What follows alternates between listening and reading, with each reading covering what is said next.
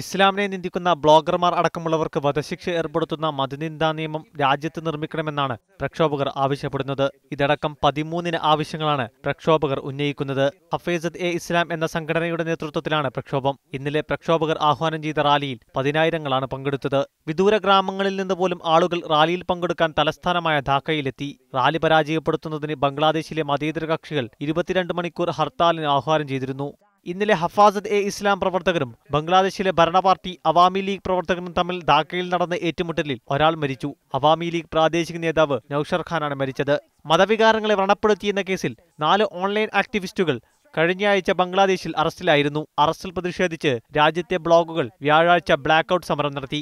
അറസ്റ്റിലായ 4 ബ്ലോഗർമാർ ഉൾപ്പെടെ 11 ബ്ലോഗർമാർ മതവികാരം വ്രണപ്പെടുത്തിയെന്ന് കണ്ടെത്തിയതായി ബംഗ്ലാദേശ് ആഭ്യന്തരമന്ത്രി മുജീബ് ഖാൻ പറഞ്ഞു. നിലവിലെ നിയമം അനുസരിച്ച് മതത്തെ അപകീർത്തിപ്പെടുത്തിയാൽ ബ്ലോഗർമാർക്കോ ഇന്റർനെറ്റ് എഴുത്തുകാർക്കോ 10 വർഷം വരെ ജയിൽ തടവാണ് ശിക്ഷ.